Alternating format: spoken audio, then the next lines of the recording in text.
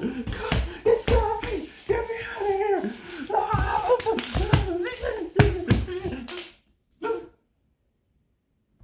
Oh, yeah, hold on.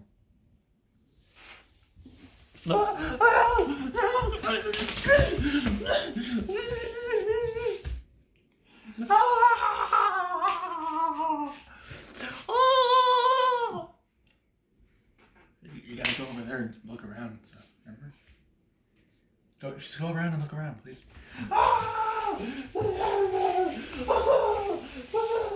Hey guys, so we're gonna do another little CD thing. Now, let's see. Gotta see where I left off at. Alright, I'm gonna take one out. Just so it'll be easier. That was a brat from, well, I guess brat was probably using it. I don't know. It was a little, I don't know what you call it. What's the word? Or that shit. I don't know. Okay. This one is unfortunately the only Rammstein album I own. And I remember I just really liked the song America off this album. And that's the reason I got it. But my favorite album by them is Mutter. This is, I don't know, probably my fourth favorite Rammstein album. And my second favorite is probably Sensuits. But Mutter is definitely my favorite by them. But I do not own that one, unfortunately. But this is Rise, Rise. And I think I've only listened to this all the way through once. But I'm going to keep it anyway, though.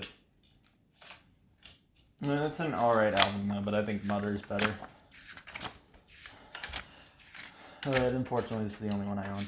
They're a German New Death Heart band, which is a form of industrial metal. And they're probably one of the most well-known industrial metal bands. And they're actually quite popular in the United States, even though they sing in German. They're one of the groups that I listened to as a kid that I also still kind of like today. This is Quebec by Alene, and this is my favorite Alene album, probably. I remember this CD took so long to come, and when it came, and the jewel case was all cracked up and stuff. I don't know, but this is my favorite Alene album. A lot of fans kind of regard that as their best. Even the Mollusk is their most popular one. It has Mollusk has like Ocean Man and all that stuff, but I don't know. I prefer this one. It's feel like it's. You would think a group that is so humorous, their music, known for their humor, wouldn't be as good when they go more serious, but they actually, I feel like when they get more serious, I feel like that's really when they shine, surprisingly. I don't know why that is, because you would think it would be the opposite, but it's not, at least not for me. This one's Broken by Nine Inch Nails. This is their first EP. It's their second, studio release. This is probably my third favorite Nine Inch Nails release. It says Nine Inch Nails there, and this is their heaviest release, definitely their heaviest. It's a very metal influenced EP, and it's very, very dirty, very gritty, very loud, noisy, and heavy. That EP is very. It's a really good release, though. Broken. So let's see here. All right. Oh hey. Alright, this one's the Mollusk by Alene. This is the one that has Ocean Man on it, and the one that people meme the cover of because it has the fact that it has Ocean Man on it. So this one's the Mollusk, and I remember this is the first Ween album I bought, and I remember I listened to this album so much because I loved the song Ocean Man so much. The album's kind of all about the sea and all that stuff. I think the SpongeBob movie was kind of influenced by this album, I think. But this is just my second favorite Ween album, though, but it's their most well-known.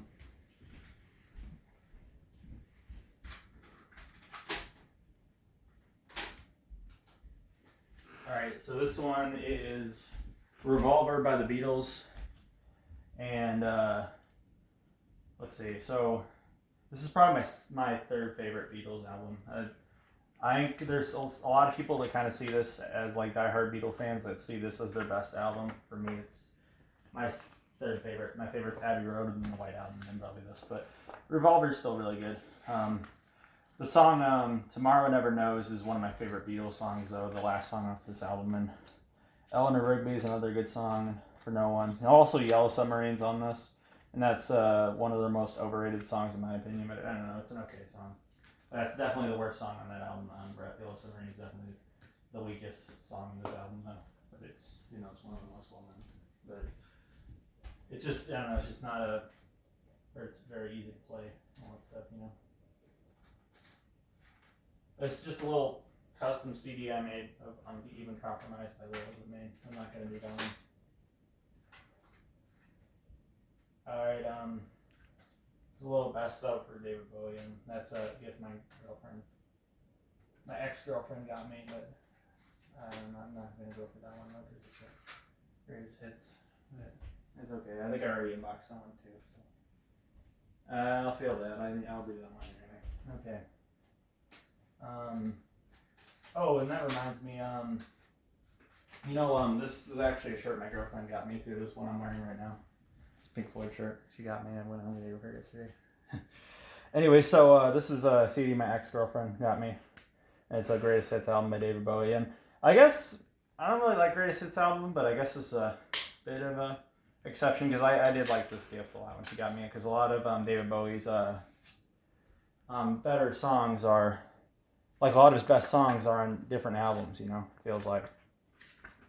And I don't know, it's a pretty cool release. And it has all these covers for all his different albums, which is pretty cool.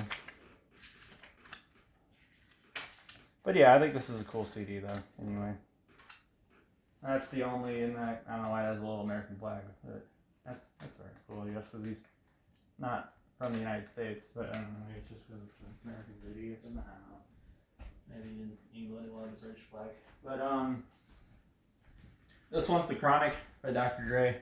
This is my favorite NWA related album. And unfortunately this is the clean version, which sucks. And basically all they did was, so it's the clean version, yet it has a little piece of marijuana on the back. Which that's okay, I guess. But apparently it's, gotta be clean. And I was so pissed when I found out it was the clean version and there's a marijuana leaf on the CD, which is, even though it's a clean version, it's okay to have that, I guess. But I was so pissed off when I found out it was a clean version because I don't know. Pretty much all they did is whenever they would cuss, it's just a little record scratch, basically. I don't know. And I remember back when this album wasn't on streaming, I just went and ripped it on my phone, and then I found out it was the clean version, so I had the clean version on my phone. So I was alright, whatever. So I just had to get it somewhere else.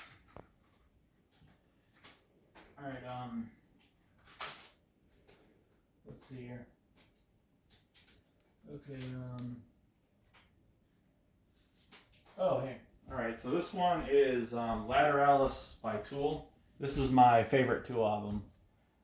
This is my favorite Tool album. This is one of my favorite progressive metal albums, I'd probably say too. And one of my favorite alternative metal albums as well. And Tool has some this is one of the cool, really cool looking packaging. Tool has some really cool packaging, which this is the only Tool related album I own. But what I saw online, they have some pretty cool releases. And this booklet's pretty interesting. So basically, it's like this. You kind of, I'll probably just do it twice, but in that little album they dropped last year, even though I'd say it's my least favorite album they did, the packaging for it has got to be some of the coolest packaging I've ever seen for the brand new album.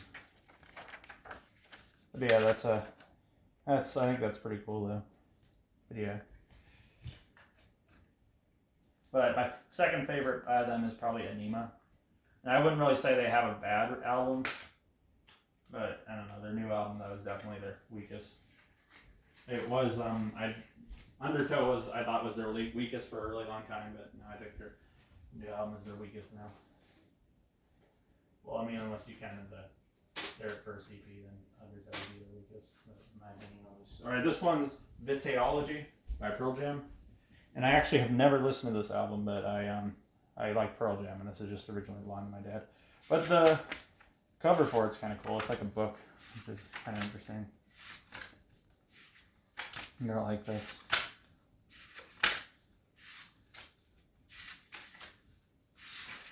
Yeah, I think I have a few CDs that are kind of like this, but this is actually some cool packaging. This one is.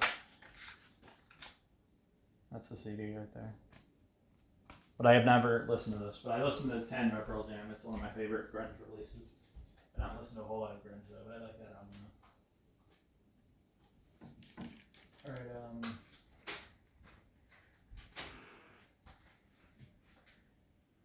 Alright, we're not gonna, this is another Downward Spiral CD, so we're not gonna do that. Okay, this one is Rain and Blood by Slayer, and this is my favorite out of the big four thrash albums. Is this one Rain and Blood? It looks like the CD's kind of broken, but that's right. This is my I would say this is my favorite thrash metal album, but I think I like Arise by Sepultura. I think it's my favorite thrash metal album though. But this is my favorite out of the big four of thrash metal for albums. This is definitely the heaviest out of it, and I feel like I gotta love it because I love death metal so much, and this album is a very big influence on death metal music, and it's very easy to see because the album's sound is actually pretty similar to death metal, and even the cover looks like it's some kind of death metal album cover. But yeah, but if you ever heard of the group Def, one of the first death metal bands, they have a pretty similar sound to this album.